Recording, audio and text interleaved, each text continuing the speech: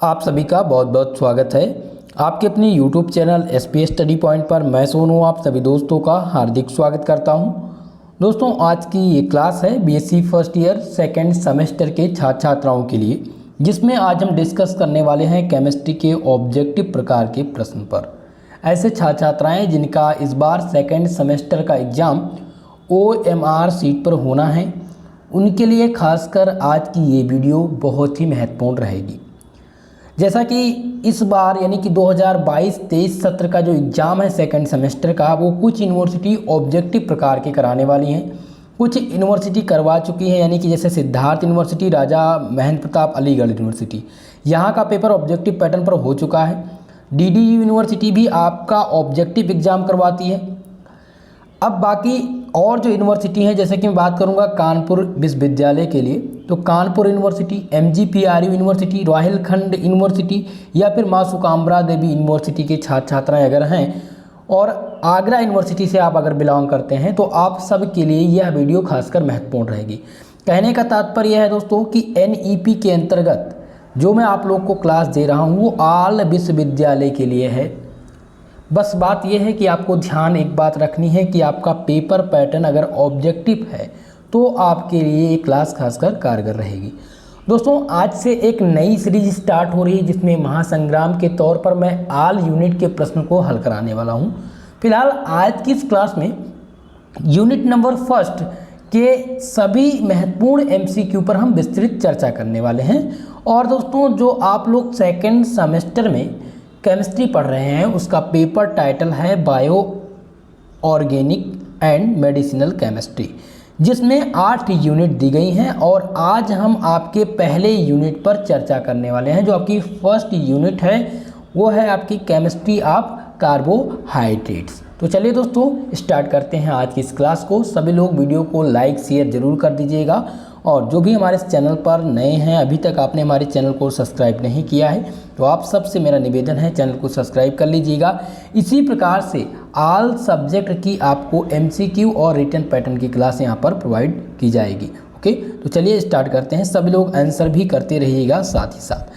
पहला प्रश्न आपकी स्क्रीन पर है, जो कि पूछा गया है कार्बोहाइड्रेट्स आर, कार्बोहाइड्रेट्स होते हैं। तो चलिए जल्दी से आप सब लोग आंसर करने का प्रयास करेंगे। कार्बोहाइड्रेट्स क्या होते हैं? पहला दिया गया है ऑप्शन आपका एल्डिहाइड्स, दूसरा ऑप्शन कह रहा है polyhydroxy aldehyde and ketone, option C आपका कह रहा है कि एल्डिहाइड एंड कीटोन, और ऑप्शन डी है कीटोन।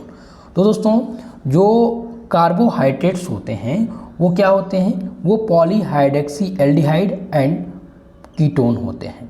ठीक है, क्योंकि जब आप कार्बोहाइड्रेट स्टार्ट करते हैं पढ़ना, तो आप देखते हैं कि कार्बोहाइड्रेट में पॉलीहाइड्रोक्सी एल्डिहाइड यानी कि CHO ग्रुप, ठीक है, और कीटोन ग्रुप, ये दोनों सम्मिलित होते हैं। ठीक है, तो ये आपका जो सही आंसर इसमें हो जाएगा वो कौन सा हो जाएगा? ऑप्शन नंबर आपका बी यहाँ पर करेक्ट आंसर हो जाएगा। चलिए आगे बढ़ें, समझ में आ गया भाई? चलिए दूसरा प्रश्न देखते हैं। दूसरा प्रश्न है विच आर कार्बोहाइड्रेट्स, इनमें से आपको बताना है कि कौन से कार्बोहाइड्रेट्स हैं। पहला ऑप्शन है ऑयल, टी यानी चाय, सी ऑप्शन कह रहा है शुगर यानी चीनी, और डी ऑप्शन है साल्ट यानी कि नमक। तो इनमें से कार्बोहाइड्रेट, कार्बोहाइड्रेट क्या है? स्वीट के आधार पर, यानी ये शुगर होते हैं। ठीक है, यानी कि ऑप्शन सी यहाँ पर आपका सही आंसर हो जाएगा। ठीक है, ध्यान रखिएगा, इनमें से जो कार्बोहाइड्रेट पूछा गया था वो शुगर कार्बोहाइड्रेट से, बाकी इनमें से कोई कार्बोहाइड्रेट नहीं है। अगला प्रश्न दोस्तों, तीसरा प्रश्न आपकी स्क्रीन पर है, जो कि पूछा गया है ग्लूकोज इज, ग्लूकोज है, इनमें से आपको बताना है कि ग्लूकोज है। पहला ऑप्शन दिया गया एल्डोज शुगर, क्या ग्लूकोज को एल्डोज शुगर कहते हैं, या ग्लूकोज को कीटोज शुगर कहा जाता है, या फिर राइबोज शुगर कहा जाता है, या नन ऑफ दीज। तो दोस्तों आपको ध्यान रखना है, जो ग्लूकोज होता है वो क्या होता है? एल्डोज शुगर होता है। और यहीं पर अगर फ्रक्टोज पूछा जाता है, अगर यहीं पर फ्रक्टोज पूछा जाता तो फ्रक्टोज क्या होता है दोस्तों? ये कीटोज शुगर होता है। क्या होता है? कीटोज शुगर। फ्रक्टोज क्या होता है? कीटोज शुगर होता है, ध्यान दीजिएगा। तो ग्लूकोज पूछा गया था, तो ग्लूकोज क्या होता है? Aldose sugar. तो ऑप्शन नंबर ए आपका इस क्वेश्चन में करेक्ट आंसर हो जाएगा। चलें आगे बढ़ें। अगला प्रश्न देखिए, नेक्स्ट क्वेश्चन नंबर 4 यहाँ पर है कि फ्रक्टोज क्या होता है। तो फ्रक्टोज आपको क्या हो जाएगा, ये आपका कीटोज शुगर हो जाएगा। ओके, ऑप्शन नंबर बी यहाँ पर आपका इस क्वेश्चन में करेक्ट आंसर हो जाएगा। चलिए नेक्स्ट क्वेश्चन है क्वेश्चन नंबर 5 जो कि है which is not a sugar. निम्न में से शर्करा नहीं है, इनमें से आपको बताना है कि कौन सी शर्करा नहीं है। पहला दिया गया है ग्लूकोज, बी ऑप्शन है फ्रक्टोज, सी ऑप्शन दिया गया है सुक्रोज और ऑप्शन नंबर डी आपका दिया गया है सेलुलोज। चलिए जल्दी से आप सभी लोग आंसर करेंगे। तो इनमें से ग्लूकोज की अगर बात करें तो ये एक प्रकार की शर्करा है, फ्रक्टोज भी आपकी शर्करा है और सुक्रोज जिसका जो सामान्य सूत्र होता है वो होता है C12H22O11 होता है। ये एक सुक्रोज क्या होता है, ये डाइसैकेराइड होता है। क्या होता है दोस्तों, ये डाइसैकेराइड होते हैं। तो यहाँ पर जो आपका सही आंसर हो जाएगा वो हो जाएगा ऑप्शन नंबर डी सेलुलोज जो है ये क्या होता है आपका सेलुलोज जो आपका है दोस्तों ये शुगर की श्रेणी में नहीं है। ठीक है, शुगर की श्रेणी में नहीं आता है। और जब शुगर और नॉन शुगर की बात हो तब आप क्या करेंगे, कार्बोहाइड्रेट का क्लासिफिकेशन देखेंगे। कार्बोहाइड्रेट का क्लासिफिकेशन, कार्बोहाइड्रेट को किसके स्वीट के आधार पर दोस्तों, शुगर के आधार पर इसको दो भागों में बांटा गया है। पहला है शुगर और दूसरा है नॉन शुगर। ठीक है, अब शुगर के आधार पर इसको यानी कि मिठास के आधार पर इसको कितने भागों में बांटा गया है, एक भाग यानी कि मोनोसैकेराइड और दूसरा आपका हो जाएगा, अगर नॉन शुगर की बात करें तो इसमें हो जाता है आपका पॉलीसैकेराइड। ठीक है, शुगर में आपका मोनोसैकेराइड और ओलिगोसैकेराइड और नॉन शुगर में आपका हो जाएगा क्या हो जाएगा, पॉलीसैकेराइड। तो पॉलीसैकेराइड जो होते हैं दोस्तों वो आते हैं सेलुलोज, स्टार्च और ये सब क्या है, ये पॉलीसैकेराइड है। ऑप्शन यहाँ पर डी आपका इस क्वेश्चन में करेक्ट आंसर होगा। चलिए आगे बढ़ेंगे नेक्स्ट क्वेश्चन। अब यहीं पर अगर बात करें हम कि ओलिगोसैकेराइड क्या होते हैं, जैसे कि मोनोसैकेराइड पूछ लिया जाता है आपसे, ध्यान दीजिएगा मोनोसैकेराइड। ठीक है, तो मोनोसैकेराइड क्या हो जाएगा आपका ग्लूकोज, फ्रक्टोज, ये क्या है, ये मोनोसैकेराइड है। अगर यहीं पर बात हो सुक्रोज क्या है, तो सुक्रोज क्या है दोस्तों, ये डाइसैकेराइड है। और डाइसैकेराइड किसके अंतर्गत आता है, ये आता है ओलिगोसैकेराइड। ओलिगोसैकेराइड में डाइसैकेराइड, टेट्रासैकेराइड और ट्राइसैकेराइड आते हैं। ठीक है, और सेलुलोज की बात किया जाए तो सेलुलोज क्या है आपका, ये पॉलीसैकेराइड है। ओके, चलिए आगे बढ़ें। क्वेश्चन नंबर 6, छठवां प्रश्न पूछा गया है नॉन शुगर आर, इनमें से नॉन शुगर कौन से हैं। तो जो नॉन शुगर होते हैं वो क्या होते हैं, टेस्टलेस होते हैं, स्वीट और स्लेटी या फिर नन ऑफ दी। तो दोस्तों अगर शुगर पूछा जाता तो ये स्वीट हो जाता, ठीक है, ऑप्शन में, लेकिन यहाँ पर नॉन शुगर पूछा गया है तो नॉन शुगर में क्या होगा, नॉन शुगर में टेस्टलेस होगा। ऑप्शन ए यहाँ पर आपका इस क्वेश्चन में सही आंसर है। छठवां प्रश्न का जो सही आंसर है ऑप्शन नंबर ए हो जाएगा। क्वेश्चन नंबर 7 पूछा गया है oligosaccharide on hydrolysis give. Oligosaccharide का अगर हम जल अपघटन करा दें तो हमें क्या प्राप्त होगा। तो सबसे पहले ओलिगोसैकेराइड में कौन कौन से आते हैं इसकी चर्चा कर लेते हैं। तो ओलिगोसैकेराइड में आपका आता है डाइसैकेराइड, ट्राइसैकेराइड, टेट्रासैकेराइड। ठीक है, अब डाइसैकेराइड के अंतर्गत ओलिगोसैकेराइड की यहाँ पर बात हो रही है, तो ओलिगोसैकेराइड में आपका हो जाएगा, सबसे पहले हम बात करें सुक्रोज।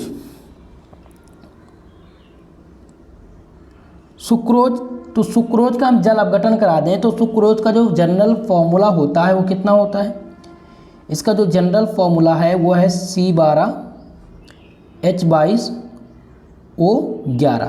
अब प्लस जल अपघटन यानी H2O के साथ इसका हम रिएक्शन करा दें तो हमें क्या प्राप्त होगा। तो इसमें हमें 2 से 10 यूनिट मिलते हैं किसके, मोनोसैकेराइड के।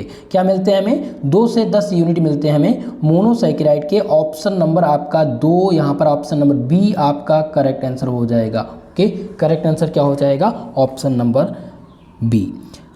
क्योंकि जब भी ओलिगोसैकेराइड की बात करें तो ओलिगोसैकेराइड के अंतर्गत सुक्रोज, माल्टोस, लैक्टोस आते हैं। आप लैक्टोस का भी जल अपघटन करा सकते हैं क्योंकि लैक्टोस का भी फार्मूला सेम होता है और ग्लूकोज का भी, माल्टोस का भी और सुक्रोज का भी। ठीक है, तो ऑप्शन बी यहाँ पर आपका करेक्ट आंसर है।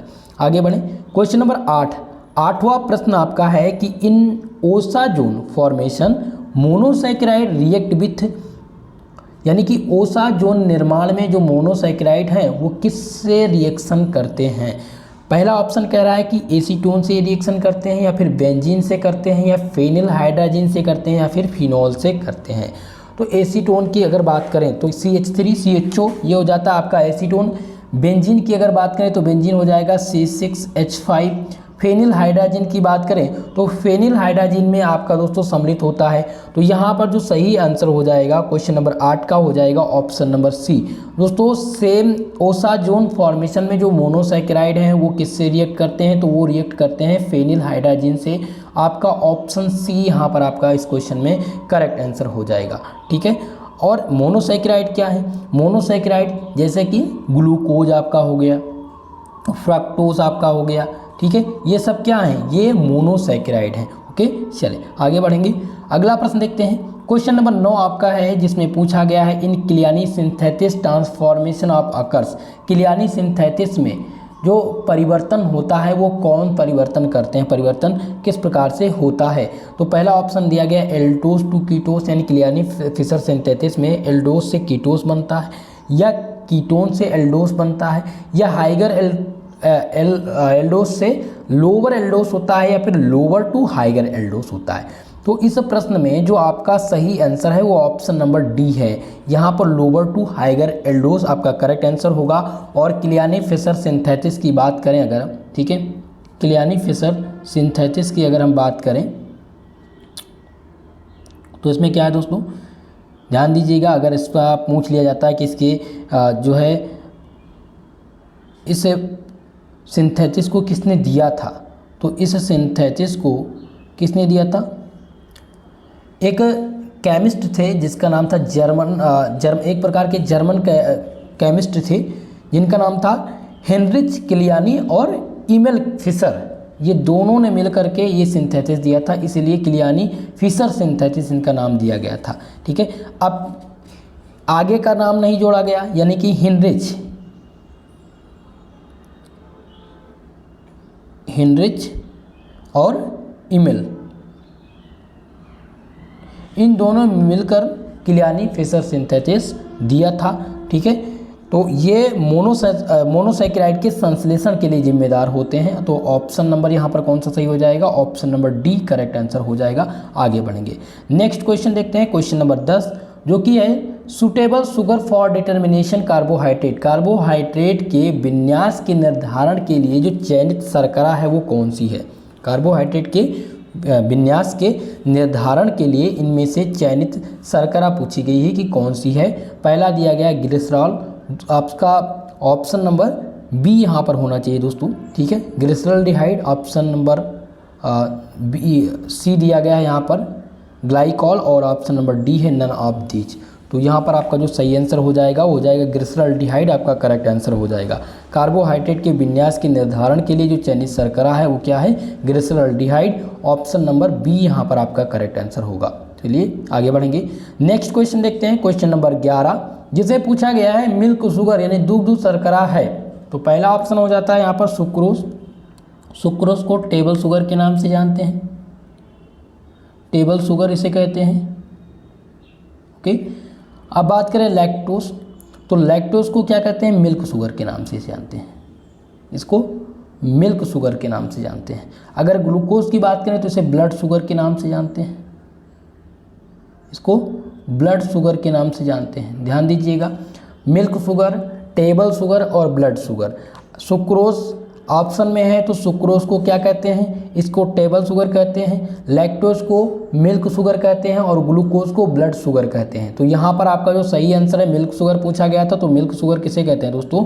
किसको कहते हैं? लैक्टोज। लैक्टोज को क्या कहा जाता है? मिल्क शुगर कहा जाता है। ऑप्शन नंबर बी इस क्वेश्चन में आपका करेक्ट आंसर है। आगे बढ़ेंगे, नेक्स्ट क्वेश्चन, क्वेश्चन नंबर 12 जिसमें पूछा गया है कि which of the following reduce Tollen reagent, निम्न में से कौन सा टालन अभिकर्मक को अपडेट कर देगा यानी टालन रेजेंट देगा?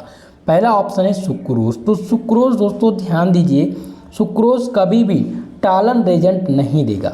ठीक है, ये कभी भी टालन रेजेंट नहीं देगा। ऑप्शन बी है आपका स्टार्च, ऑप्शन सी है ग्लूकोज और डी दिया गया ऑल ऑफ एबव। तो इनमें से आपका जो सही आंसर है वो हो जाएगा ऑप्शन नंबर सी। कौन सा ऑप्शन? ऑप्शन नंबर सी आपका करेक्ट आंसर होगा, glucose is the right answer. इनमें से जो ग्लूकोज है, ग्लूकोज जो है दोस्तों ये टालन अभिकर्मों को अपडेट कर देगा। बाकी सुक्रोज अगर पूछा जाए तो सुक्रोज कभी भी टॉलरेंट एजेंट से रिएक्ट नहीं करता है। Okay, option C is the correct answer. 12 number प्रश्न का सही आंसर हो जाएगा option number C. Question number 13 आपका है कि glucose and fructose are, glucose तथा फ्रक्टोज आपस में हैं, ये आपस में ऑप्टिकल आइसोमर है, फंक्शनल ग्रुप ऑफ आइसोमर है, या चैन आइसोमर है, या फिर पोजिशनल आइसोमर है। तो जो आपके ग्लूकोज और फ्रक्टोज हैं ये क्या हैं दोस्तों, ये एक प्रकार के फंक्शनल ग्रुप आइसोमर हैं। क्या हैं? Functional group isomer. So option number B आपका इस क्वेश्चन में करेक्ट आंसर है। आगे बढ़ेंगे नेक्स्ट क्वेश्चन, क्वेश्चन नंबर 14, जिसमें पूछा गया है कि starch is the polymer of, starch किसका बहुलक है? ग्लूकोज का बहुलक है, फ्रक्टोज का बहुलक है, सुक्रोज का बहुलक है, या ऑल ऑफ एबव। तो दोस्तों ध्यान दीजिए, जब भी बात हो सुक्रोज स्टार्च की, तो स्टार्च जो है वो किसका बहुलक है? वो ग्लूकोज का बहुलक है। किसका? ग्लूकोज का बहुलक है। ऑप्शन नंबर ए यहाँ पर आपका करेक्ट आंसर हो जाएगा। और स्टार्च किसके अंतर्गत आता है? ये नॉन शुगर है। स्टार्च क्या है दोस्तों? ये नॉन शुगर है, ठीक है, यानी कि पॉलीसैकेराइड है। ओके, चले आगे बढ़ेंगे, नेक्स्ट क्वेश्चन देखते हैं। अगला प्रश्न क्या पूछा गया है? क्वेश्चन नंबर 15 आपका है कि which carbohydrate is found evidently in nature, निम्न में से कौन सा कार्बोहाइड्रेट प्रकृति में बहुयात में पाया जाता है? यानी कि इनमें से पूछा गया है कि कौन सा कार्बोहाइड्रेट है जो प्रकृति में बहुयात मात्रा में पाया जाता है? ग्लूकोज, पेंटोज, स्टार्च, या फिर सेलुलोज। तो दोस्तों यहाँ पर जो आपका सही आंसर हो जाएगा वो क्या हो जाएगा? जल्दी से कमेंट के माध्यम से आप लोग बताएंगे। इस क्वेश्चन में जो सही आंसर हो जाएगा वो हो जाएगा सेलुलोज। सेलुलोज जो है दोस्तों ये बहुयात मात्रा में प्रकृति में पाया जाता है। कहाँ पर पाया जाता है? ये प्रकृति में बहुयात मात्रा में पाया जाता है। Option D is the right answer. 16 number प्रश्न है, गन कॉटन का निर्माण पूछा गया है कि gun cotton is formed by, gun cotton का निर्माण होता है। पहला ऑप्शन दिया गया पहला ऑप्शन कह रहा है कि लैक्टोज। ऑप्शन नंबर बी आपका है स्टार्च, सेलुलोज, या फिर ग्लूकोज। तो गन कॉटन, कॉटन की जब बात हो रही है तो कॉटन किससे मिलकर के बना होता है? सेलुलोज। यहाँ पर सबसे मुख्य भूमिका जो निभाता है वो सेलुलोज निभाता है। So option C is the right answer. Gun cotton जो फॉर्मेट होता है यानी प्राप्त होता है वो सेलुलोज से प्राप्त होता है। ऑप्शन नंबर सी यहाँ पर आपका करेक्ट आंसर होगा।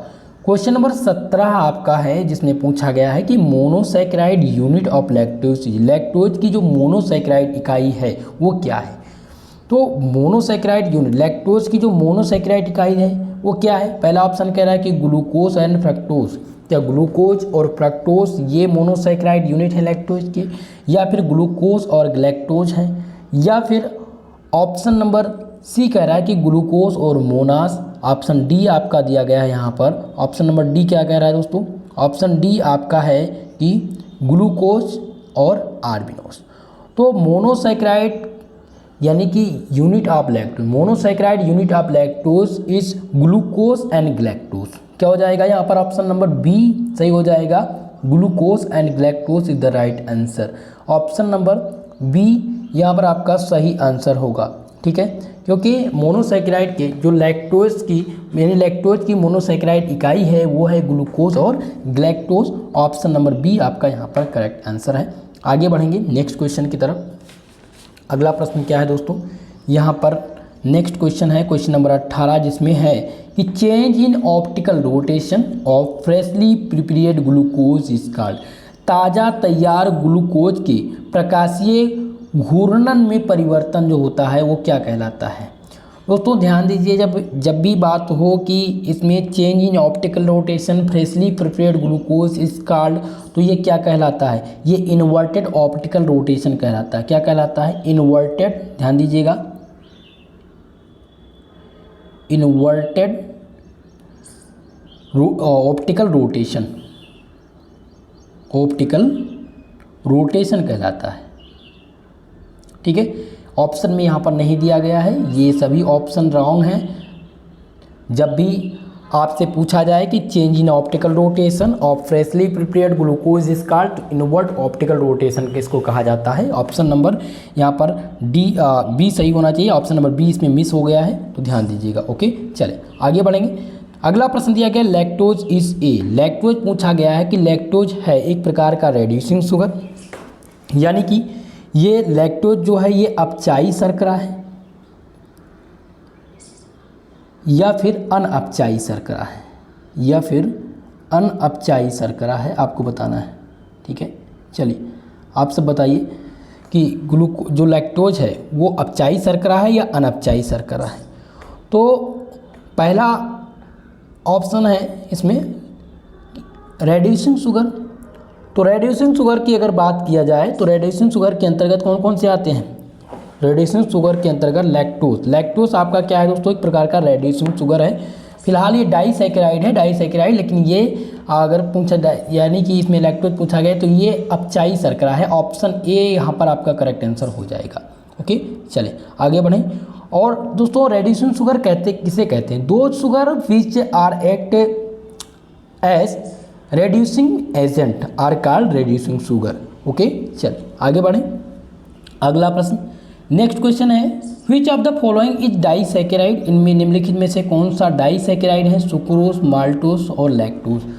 तो सुक्रोज भी आपका डाइसैकेराइड है, माल्टोज भी डाइसैकेराइड है और लैक्टोज भी आपका डाइसैकेराइड है। सो आंसर कौन सा हो जाएगा? ऑप्शन नंबर डी यहाँ पर आपके करेक्ट आंसर हो जाएंगे। सुक्रोज का जो जनरल फार्मूला होता है वो होता है C12H22O11 होता है। ठीक है, और ये आपका डाइसैकेराइड है। ऑप्शन डी आपका करेक्ट आंसर होगा। अगले प्रश्न की ओर बढ़ेंगे। क्वेश्चन नंबर 21 है आपका which of the following sugar does not give test with Fehling solution, निम्नलिखित में से कौन सा चीनी फेलिंग के साथ परीक्षण नहीं देता है? यानी फेलिंग सोल्यूशन इनमें से कौन सा नहीं देता है? पहला ऑप्शन है ग्लूकोज, तो बिल्कुल ये फेलिंग सोल्यूशन देता है। ऑप्शन नंबर बी है सुक्रोज, ये आपका फेलिंग सोल्यूशन नहीं देता है। ध्यान दीजिए, यहाँ पर फेलिंग सोल्यूशन पूछा गया था कि कौन सा नहीं देता है, तो आपका सुक्रोज जो है ये फेलिंग सोल्यूशन नहीं देता है। लैक्टोज भी आपका फेलिंग सोल्यूशन देता है, ग्लूकोज भी आपका फेलिंग सोल्यूशन देता है, लेकिन यहाँ पर सुक्रोज जो है ये परीक्षण यानी कि ये ना तो टालन एजेंट के साथ और ना ही फेलिंग सोल्यूशन ये देता है। तो ऑप्शन नंबर कौन सा सही हो जाएगा? बी ऑप्शन इस क्वेश्चन का सही आंसर होगा। अगला प्रश्न है क्वेश्चन नंबर 22 है, जिसमें पूछा गया है which of the following is epimer pairs, निम्नलिखित में से कौन सा एक एपीमर युग है? एपीमर युग्म इसमें से पूछा गया है। तो ऑप्शन ए आपका इसमें दिया गया है दोस्तों ग्लूकोज और फ्रक्टोज। तो क्या ये एक प्रकार के एपीमर युग्म है या फिर fructose and mannose? Option C कह रहा है कि ग्लूकोज एंड मोनास, और डी ऑप्शन है, ऑप्शन नंबर डी आपका है दोस्तों इसमें, जिसमें पूछा गया है माल्टोज और फ्रक्टोज। तो इनमें से जो एपीमर युग्म है वो ऑप्शन नंबर सी आपका है। ग्लूकोज और मोनास जो हैं ये क्या हैं? ये एक प्रकार के एपीमर युग्म हैं। ऑप्शन नंबर सी इस क्वेश्चन में आपका करेक्ट आंसर हो जाएगा। 22 नंबर प्रश्न का जो सही आंसर है वो ऑप्शन नंबर सी है। आगे बढ़ें, नेक्स्ट क्वेश्चन देखते हैं। आपका अगला प्रश्न है क्वेश्चन नंबर 23, जिसमें पूछा गया है टालन रेजेंट रेड्यूस, टालन अभिकर्मक कम करता है यानी रेड्यूस करता है, सुक्रोज, स्टार्च, ग्लूकोज या ऑल ऑफ एबव। तो ऑल ऑफ एबव इसमें बिल्कुल नहीं हो सकता क्योंकि इसमें सुक्रोज दिया गया है। तो सुक्रोज तो बिल्कुल इसमें इन्वॉल्व है ही नहीं, सुक्रोज इसमें इन्वॉल्व नहीं है। तो टालन अभिकर्मक को जो रिड्यूस करता है वो ग्लूकोज करता है। कौन करता है? ग्लूकोज करता है। ऑप्शन सी यहाँ पर आपका करेक्ट आंसर हो जाएगा। ओके, सही आंसर क्या है? ऑप्शन नंबर सी आपका है। आगे बढ़ें, क्वेश्चन नंबर 24 नंबर प्रश्न है, जिसमें पूछा गया है कि which is obtained on hydrolysis of lactose, lactose के जल अपघटन से कौन प्राप्त होता है? तो लैक्टोज का हम जब जल अपघटन कराएंगे, ठीक है, जब हम लैक्टोज का क्या कराएंगे? जल अपघटन कराएंगे तो हमें क्या प्राप्त होगा? लैक्टोज, तो लैक्टोज का जो फॉर्मूला होता है वो होता है C12H22O11 होता है, प्लस H2O के साथ इसका जल अपघटन करा देंगे तो हमें क्या प्राप्त होगा? हमें प्राप्त होगा इसमें ग्लैक्टोज प्राप्त होगा। क्या प्राप्त होगा? ग्लैक्टोज। अगर यही हम माल्टोज से करवाते तो हमें ग्लूकोज के 2 अणु प्राप्त होते, और अगर सुक्रोज का करवाते जल अपघटन तो हमें क्या प्राप्त होता? हमें ग्लूकोज और फ्रक्टोज दोनों प्राप्त होते। ठीक है, लेकिन यहाँ पर पूछा गया लैक्टोज, तो लैक्टोज का जब जल अपघटन करवाएंगे तो हमें क्या प्राप्त होगा? ग्लैक्टोज प्राप्त होगा। अगर हम यहीं पर सुक्रोज का करवाते, तो सुक्रोज का जब हम जल अपघटन करवाते यानी कि H2O के साथ इसका जब जल अपघटन करवाते तो हमें क्या प्राप्त होता, हमें ग्लूकोज प्राप्त हो जाता और फ्रक्टोज प्राप्त हो जाता। ठीक है, इतनी बात कर विशेषकर ध्यान रखेंगे। आगे आपको इस टाइप के प्रश्न देखने को मिलेंगे, एग्जाम में पूछे जाते रहते हैं, तो इस बात का विशेषकर ध्यान रखेंगे। चलिए आगे बढ़ेंगे। क्वेश्चन नंबर 25 है, glucose is converted in ethyl alcohol in the presence of. Glucose ethyl alcohol में किसकी उपस्थिति में परिवर्तित होता है? तो दोस्तों ग्लूकोज जो होता है जब एथिल एल्कोहल में, एथिल एल्कोहल के साथ इसका रिएक्शन हम करवाते हैं तो ये जाइमेस की उपस्थिति में, जाइमेस की उपस्थिति में ग्लूकोज जो एथिल एल्कोहल के साथ जब रिएक्शन इसका कराया जाता है तो किसकी उपस्थिति में परिवर्तित होता है? जाइमेस की उपस्थिति में परिवर्तित होता है। ऑप्शन नंबर बी आपका इस क्वेश्चन में करेक्ट आंसर है। सही आंसर हो जाएगा ऑप्शन नंबर बी। ओके, चलें आगे बढ़ें।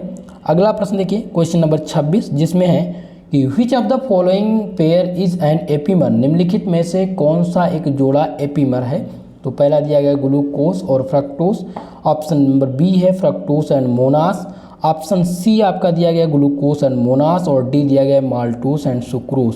तो यहाँ पर एपीमर जोड़ा पूछा गया है कि कौन सा है। तो दोस्तों एपीमर जोड़ा जो हो जाएगा वो हो जाएगा ग्लूकोज और मोनास। ये क्या है? ये प्रकार के एपीमर युग्म है। ऑप्शन नंबर सी आपका यहाँ पर करेक्ट आंसर है इस क्वेश्चन में। क्वेश्चन नंबर 27 है जो कि पूछा गया टालन अभिकर्मक को अपचयित करेगा। Which reduce Tollen reagent, cane sugar, starch, glucose या ऑल ऑफ एबव। तो इनमें से जो सही आंसर है वो ऑप्शन सी हो जाएगा। टालन रेजेंट को जो अपचयित करता है वो है ग्लूकोज, ये ध्यान दीजिएगा। ऑप्शन सी आपका इस क्वेश्चन में करेक्ट आंसर हो जाएगा। कैन शुगर किसे कहते हैं? सुक्रोज को। सुक्रोज को क्या कहा जाता है? कैन शुगर कहा जाता है, टेबल शुगर। दो चीज़, इसको टेबल शुगर के नाम से भी जानते हैं और कैन शुगर के नाम से भी जानते हैं सुक्रोज को। ओके, तो ऑप्शन सी यहाँ पर आपका सही है क्योंकि यहाँ पर टालन रेजेंट पूछा गया था। चलें आगे बढ़ें।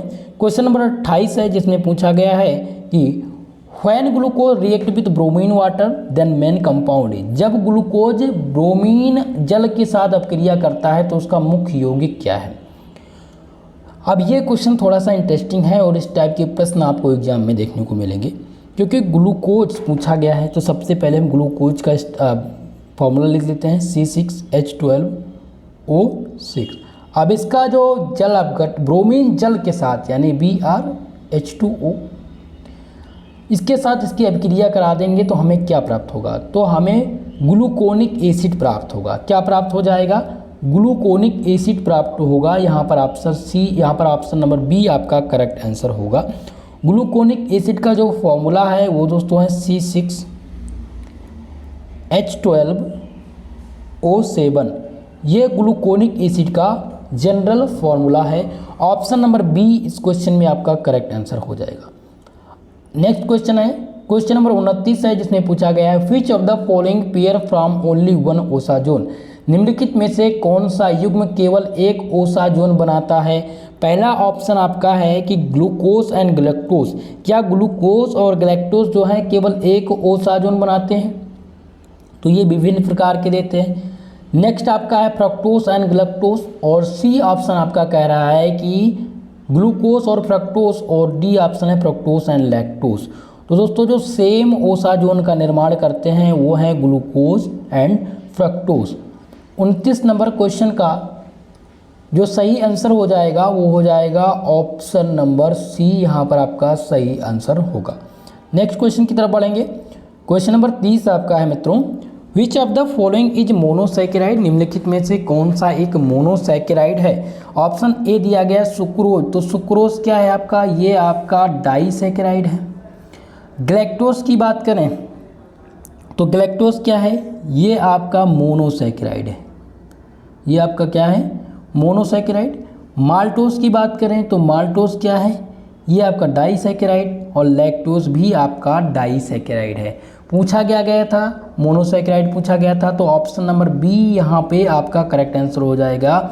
गैलेक्टोज, ग्लूकोज ये सभी आपके मोनोसैकेराइड के अंतर्गत आते हैं। Option B is the right answer. अगला प्रश्न है क्वेश्चन नंबर 31 जिसमें पूछा गया है व्हिच इज कीटोज। कीटोज, इनमें से कीटोज कौन से हैं? Glucose, fructose, ribose. तो आपको क्या बताना है, कीटोज बताना है। तो इनमें से जो फ्रक्टोज है वो कीटोज हैं। अगर एल्डोज पूछा जाता है तो एल्डोज कौन सा हो जाता है, ग्लूकोज पूछा, ग्लूकोज को एल्डोज कहते हैं और फ्रक्टोज को कीटोज कहते हैं। ये बात आप ध्यान रखेंगे खासकर। ऑप्शन बी यहाँ पर आपका करेक्ट आंसर होगा। क्वेश्चन नंबर 32 है, number of isomer of aldohexoses are. Aldohexoses के लिए प्राकाशिक समवयवों की संख्या कितनी होती है? तो इसकी प्राकाशिक समवयवों की जो संख्या होती है वो 16 होती है। ठीक है, ऑप्शन नंबर डी यहाँ पर आपका करेक्ट आंसर हो जाएगा इस क्वेश्चन में। 32 नंबर प्रश्न का जो सही जवाब है वो हो जाएगा ऑप्शन नंबर डी यानी 16। एल्डोहेक्सोस के लिए प्राकाशिक समवयवों की जो संख्या होती है वो 16 होती है। ओके, चलिए 32। क्वेश्चन नंबर 33 है दोस्तों, which disaccharide does not give mutarotation. इनमें से कौन सा ऐसा डाइसैकेराइड है जो म्यूटा रोटेशन नहीं देता है? ऑप्शन ए दिया गया है यहाँ पर आपका, जिसमें है लैक्टोज। ऑप्शन बी आपका कह रहा है सुक्रोज। Option C maltose. तो लैक्टोज की अगर बात की जाए यहाँ पर, लैक्टोज की अगर हम बात करें तो लैक्टोज क्या है दोस्तों आपका, लैक्टोज आपका म्यूटा रोटेशन देता है, माल्टोज भी देता है, लेकिन सुक्रोज जो है ये म्यूटा रोटेशन नहीं देता है। ऑप्शन नंबर बी इस क्वेश्चन में आपका करेक्ट आंसर हो जाएगा, सुक्रोज। ना तो ये फेलिंग सोल्यूशन देता है, ना ये टालन रेडियंट के साथ रिड्यूस करता है, ना ही ये म्यूटा रोटेशन यानी ऑप्टिकल प्रकाशिकता देता है। ऑप्शन नंबर बी यहाँ पर आपका करेक्ट आंसर हो जाएगा। क्वेश्चन नंबर 34 है, all of the following monosaccharide give the same osazone. निम्नलिखित में से सभी मोनोसैकेराइड एक ही ओसाजोन देते हैं। निम्नलिखित में से कौन सा पूछा गया है? ठीक है, इनमें से कौन सा मोनोसैकेराइड एक ओसाजोन देता है? तो इनमें से जो ग्लूकोज है वो सेम ओसाजोन देता है। ऑप्शन ए यहाँ पर आपका करेक्ट आंसर हो जाएगा क्वेश्चन नंबर 34 का आंसर। अगला प्रश्न है दोस्तों, क्वेश्चन नंबर 35 है, Which of the following statement is false about glyceraldehyde. Glyceraldehyde के बारे में निम्नलिखित में से कौन सा कथन असत्य है? असत्य कथन का चयन आपको करना है। किसके सापेक्ष में? ग्लिसरॉल्डिहाइड के सापेक्ष में। पहला ऑप्शन दिया गया है इट्स आईपीएससी नेम, यानी कि ग्लिसरॉल्डिहाइड का जो आईपीएससी नेम है वो है 1,2-डाईहाइड्रॉक्सीप्रोपेनॉल। ठीक है, तो बिल्कुल ये आईपीएससी नाम किसका है? ग्लिसरॉल्डिहाइड का। ये ऑप्शन आपका करेक्ट आंसर हो जाएगा। सही आंसर आपका ये ऑप्शन आपका सही है। और असत्य आपको चयन करना है, तो ये आपका तो हो जाएगा सही ऑप्शन। ठीक है, दूसरा आपका है इसमें कि इट इज आइसोमेरिक विदाउट 1,3-डाईहाइड्रॉक्सीप्रोपेन। तो दोस्तों ये भी आपका करेक्ट है, यानी कि ये भी ऑप्शन आपका सही है। 35 नंबर का ये भी ऑप्शन आपका सही हो जाएगा, क्योंकि ये भी ग्लिसरॉल्डिहाइड के सापेक्ष में सही है। ऑप्शन नंबर सी आपका दिया गया इट इज ऑप्टिकली एक्टिव। तो बिल्कुल सत्य है कि ग्लिसरॉल्डिहाइड जो है ये ऑप्टिकली एक्टिव होते हैं। और ऑप्शन डी कह रहा है इट शो म्यूटा रोटेशन। तो ग्लिसरॉल्डिहाइड कभी भी म्यूटा रोटेशन शो नहीं करता है, इसलिए जो असत्य कथन था वो है ऑप्शन नंबर डी। ये आपका करेक्ट आंसर हो जाएगा इस क्वेश्चन का। ओके, चलो आगे बढ़ें। क्वेश्चन नंबर 36 है, which of the following statement is false about the sucrose. निम्नलिखित में से कौन सा कथन सुक्रोज के बारे में गलत है? सुक्रोज के बारे में आपको बताना है कि कौन सा कथन असत्य है। पहला ऑप्शन कह रहा है it is also called table sugar. तो सुक्रोज को टेबल शुगर के नाम से जानते हैं, तो ये कथन बिल्कुल सत्य है। ऑप्शन बी कह रहा है it may be fermented by east और प्रोड्यूस एल्कोहल। क्या ये ऑप्शन इसका सही होगा? चलिए जल्दी से आप सब बताएंगे क्या ये क्वेश्चन सही है। तो ये भी ऑप्शन आपका सही है, क्योंकि ये इट इज फॉर्मेड यानी कि ये प्राप्त किया जाता है ईस्ट ऑफ प्रोड्यूस एल्कोहल। तो ये भी आपका ऑप्शन नंबर बी भी सत्य है। ऑप्शन नंबर सी कह रहा है इट रेड्यूस फेलिंग सोल्यूशन। और ऑप्शन डी आपका कह रहा है it does not reduce Tollens agent. तो ये तो सत्य है, क्योंकि ये टॉलन एजेंट के साथ रिएक्शन नहीं करता है। ऑप्शन सी कह रहा है कि इट रेड्यूस फॉलोइंग सोल्यूशन। तो यही आपका असत्य हो जाएगा, यही आपका रॉन्ग हो जाएगा, क्योंकि ना ये फेलिंग सोल्यूशन देता है, ना ही टॉलन एजेंट के साथ रिड्यूस करता है, ना ही ये म्यूटा रोटेशन देता है। ठीक है, तो यहाँ पर जो सही आंसर असत्य कथन ढूंढना था, तो असत्य कथन आपका हो जाएगा यहाँ पर इट रेड्यूस फॉलोइंग सोल्यूशन, यानी सी आंसर आपका करेक्ट हो जाएगा यहाँ पर। चले आगे बढ़ें। नेक्स्ट क्वेश्चन है माल्टोस ऑन हाइड्रोलिसिस गिव्स, यानी माल्टोस का अगर हम जल अपघटन करवा देते हैं तो हमें क्या प्राप्त होगा? तो जब भी माल्टोस की बात हो तो माल्टोस के सापेक्ष में आप ध्यान देंगे C12H22O11 प्लस H2O, इसका जल अपघटन कराएंगे तो हमें क्या प्राप्त हो जाएंगे, 2 अणु प्राप्त होंगे किसके, ग्लूकोज के। कितने अणु, 2 अणु ग्लूकोज के प्राप्त होंगे। ऑप्शन दिया गया है glucose, fructose, glucose and fructose और गैलेक्टोज। तो यहाँ पर ग्लूकोज और फ्रक्टोज कब होता, ग्लूकोज और फ्रक्टोज दोस्तों तब होगा जब यहाँ पर सुक्रोज होगा, लेकिन माल्टोस का जब हाइड्रोलिसिस करवाएंगे तो हमें केवल और केवल ग्लूकोज प्राप्त होता है। ऑप्शन नंबर ए इस क्वेश्चन में आपका करेक्ट आंसर हो जाएगा। इस बात का विशेषकर ध्यान रखेंगे। इस टाइप के क्वेश्चन 3 से 4 प्रश्न आपको एग्जाम में देखने को मिलेंगे। अगला प्रश्न देखिए, क्वेश्चन नंबर 38 है, the reagent which may be use to detect sugar in urine is, मूत्र में शर्करा का पता लगाने के लिए किस अभिकर्मक का उपयोग किया जाता है, टॉलन रेजेंट का या आयोडीन सॉल्यूशन का या फिर बायर्स रेजेंट का या फिर फेलिंग सॉल्यूशन का। तो दोस्तों अगर बात करें कि मूत्र में, तो मूत्र में दोस्तों किसका प्रयोग किया जाता है, टॉलन रेजेंट का उपयोग टॉलन रेजेंट का उपयोग करके मूत्र में शर्करा का पता लगाया जाता है। यानी ऑप्शन नंबर ए यहाँ पर आपका इस क्वेश्चन में करेक्ट आंसर हो जाएगा, सही आंसर हो जाएगा ऑप्शन नंबर ए। अगला प्रश्न है 39 नंबर क्वेश्चन, जिसमें पूछा गया है the sweetest of all sugar is, सभी शर्कराओं में सबसे मीठी इनमें से कौन सी है। तो ग्लूकोज ऑप्शन दिया गया है, ऑप्शन बी है माल्टोस, फ्रक्टोस और सुक्रोज। तो सबसे मीठी जो होती है, सबसे मीठी शर्करा कौन सी होती है, वो फ्रक्टोज जो होता है वो सबसे मीठी शर्करा होती है। ऑप्शन नंबर सी यहाँ पर आपका करेक्ट आंसर हो जाएगा। ओके, चलें आगे बढ़ेंगे। क्वेश्चन नंबर 40 है, which of the following statement about anomer is true, anomer के बारे में निम्नलिखित में से कौन सा कथन सत्य है। पहला ऑप्शन कह रहा है एनोमर आर डेस्टो आइसोमर। ऑप्शन नंबर बी आपका है एनोमर आर एंटेनोमर्स, यानी एनोमर जो होते हैं वो एंटोनोमर होते हैं। ऑप्शन सी है anomer and constitutional isomer. Option number D है एनोमर एंड जियोमेट्रिकल आइसोमर। तो इसमें से पूछा गया था सत्य कथन, तो सत्य कथन ये है कि जो एनोमर होते हैं वो डायस्टो आइसोमर्स होते हैं। ऑप्शन नंबर ए यहाँ पर आपका इस क्वेश्चन में करेक्ट आंसर हो जाएगा। 40 नंबर क्वेश्चन का जो सही आंसर है मित्रों वो है ऑप्शन नंबर ए। नेक्स्ट क्वेश्चन देखिए, क्वेश्चन नंबर 41 है, what is the general formula of carbohydrate, carbohydrate का सामान्य सूत्र क्या होता है। तो कार्बोहाइड्रेट का जो सामान्य सूत्र होता है वो होता है CxH2Y, जहाँ पर x और y की वैल्यू चेंज होती रहेगी। ठीक है, ये बात आप विशेषकर ध्यान रखेंगे। ऑप्शन नंबर ए इस क्वेश्चन में आपका करेक्ट आंसर होगा, क्योंकि यहाँ पर क्या पूछा गया था, फॉर्मूला पूछा गया था। ये फॉर्मूला किसका है, ये कार्बोहाइड्रेट का सामान्य सूत्र है। क्वेश्चन नंबर 42 आपका है, identify the name of reducing sugar, अपचायी शर्करा के नाम को पहचानिए। यहाँ पर आपको बताना है कि कौन सा रेड्यूसिंग शुगर है, कौन सा नॉन रेड्यूसिंग शुगर है। तो रेड्यूसिंग शुगर की बात करें तो इसमें आपका आ जाता है ग्लूकोज, फ्रक्टोज, गैलेक्टोज, ये सभी क्या हैं, ये आपके रेड्यूसिंग शुगर है, जिसमें माल्टोज, लैक्टोज और मोनाज भी सम्मिलित है। ये क्या है, ये सभी आपके जो है ये रेड्यूसिंग शुगर हैं। तो यहाँ पर रेड्यूसिंग शुगर पूछा गया था, तो यहाँ पर आपका सही आंसर हो जाएगा ऑप्शन ए। अब बी ऑप्शन क्यों नहीं सही होगा, क्योंकि इसमें सुक्रोज है। सुक्रोज क्या है, एक प्रकार का नॉन रेड्यूसिंग शुगर है। बाकी ग्लूकोज और लैक्टोज ये आपके रेड्यूसिंग शुगर हैं। सी ऑप्शन देखें तो इसमें भी सुक्रोज है, तो सुक्रोज आपका क्या है, ये आपका डाइसैकेराइड है, इसलिए ऑप्शन नंबर ए आप टिक करेंगे, ये ऑप्शन आपका सही आंसर होगा। ओके, चलिए अगला प्रश्न है, name the non reducing sugar. तो नॉन रेड्यूसिंग शुगर के अंतर्गत कौन कौन से आ जाते हैं, नॉन रेड्यूसिंग शुगर में आपका आ जाता है सुक्रोज। सुक्रोज क्या है, ये आपका नॉन रेड्यूसिंग शुगर है,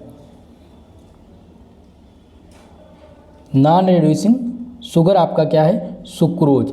और अगर माल्टोज पूछा जाता तो माल्टोज क्या है, माल्टोज आपका रेड्यूसिंग शुगर है, मोनास भी आपका रेड्यूसिंग शुगर है, लैक्टोज भी आपका रेड्यूसिंग शुगर है। ठीक है, तो अब नॉन रेड्यूसिंग शुगर तो सुक्रोज और ऑल पॉलीसैकेराइड, यानी जितने भी पॉलीसैकेराइड हैं वो सभी क्या हैं, नॉन रेड्यूसिंग शुगर हैं। ठीक है, चलिए आगे बढ़ें नेक्स्ट क्वेश्चन की तरफ। आपका अगला प्रश्न है क्वेश्चन नंबर 44, जिसमें पूछा गया है कि which form of sugar are classified on the basis of functional group, शर्करा को क्रियात्मक समूह के आधार पर वर्गीकृत किया गया है। यानी इनमें से कौन सी शर्करा है जिसको क्रियात्मक समूह के आधार पर बांटा गया है। तो शर्करा को क्रियात्मक, माफ कीजिएगा, क्वेश्चन कह रहा है कि शर्करा को क्रियात्मक के आधार पर वर्गीकृत किया गया है। Eldhose and ketose, reducing and non reducing या बोथ ए एंड बी। तो दोस्तों फंक्शनल ग्रुप की बात हो रही है तो एल्डिहाइड और कीटोन ग्रुप ये दोनों क्या हैं, ये फंक्शनल ग्रुप हैं। तो अब शर्करा को फंक्शनल ग्रुप के यानी क्रियात्मक के आधार पर बांटा गया किस कौन से क्रियात्मक समूह के, एल्डोस और कीटोस। तो ऑप्शन नंबर ए आपका यहाँ पर सही होगा। अगर यहाँ पर टेस्ट के आधार पर, स्वीट के आधार पर पूछा जाता तो यहाँ पर हो जाता है reducing and non reducing sugar. ठीक है, तो यहाँ पर पूछा किसके गया है, यहाँ पर पूछा गया है किससे, पूछा गया है यहाँ पर आपका एल्डोस यानी कि फंक्शनल ग्रुप। तो फंक्शनल ग्रुप आपका हो जाएगा एल्डिहाइड और कीटोस, एल्डोस एंड कीटोस। आपका ऑप्शन ए यहाँ पर आपका करेक्ट आंसर है। क्वेश्चन नंबर 45 है, what is the chemical name of Tollen reagent. Tollen अभिकर्मक का रासायनिक नाम क्या है। टॉलन रेजेंट का रासायनिक नाम पूछा गया है। तो टॉलन रेजेंट का जो रासायनिक नाम है दोस्तों वो है silver ammonium ion, silver ammonium ion solution. Option number B आपका यहाँ पर करेक्ट आंसर हो जाएगा। यहाँ पर सही आंसर है बी आंसर। ठीक है, जब भी आपसे टॉलन रेजेंट का नाम पूछा जाए तो ध्यान रखेंगे silver ammonia ion solution. Option number B the right answer.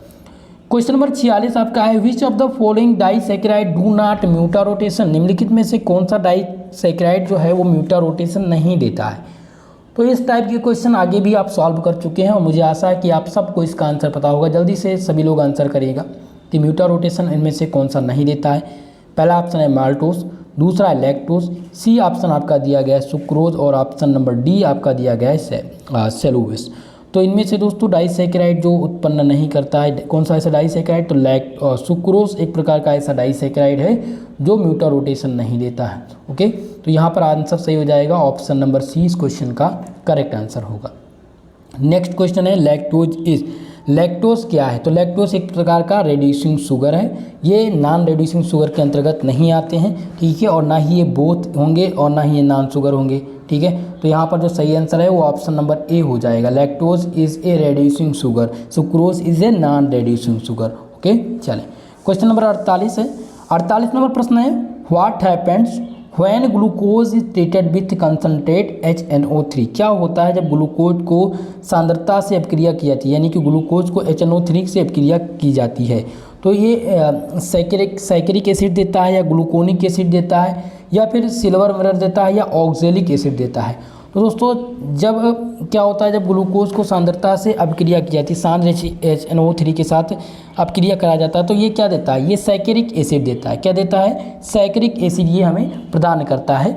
Option number A आपका यहाँ पर इस क्वेश्चन में करेक्ट आंसर हो जाएगा। सही आंसर है ऑप्शन नंबर ए आपका। ओके, चलें आगे बढ़ेंगे। क्वेश्चन नंबर 49 आपका है दोस्तों, स्टार्च इज, स्टार्च है प्योर सिंगल कंपाउंड, जो स्टार्च है ये प्योर सिंगल कंपाउंड है या फिर mixture of 2 polysaccharide of glucose, या ऑप्शन सी है mixture of 2 polysaccharide 1 polysaccharide and other is fructose, और डी दिया गया डेक्सट्रिन। तो दोस्तों स्टार्च जो है ये क्या होता है, ये mixture of 2 polysaccharide of glucose. Starch जो है ये मिक्सचर है किसका, 2 polysaccharide of 2 glucose. Okay, option number B यहाँ पर आपका करेक्ट आंसर हो जाएगा, सही जवाब हो जाएगा ऑप्शन नंबर बी।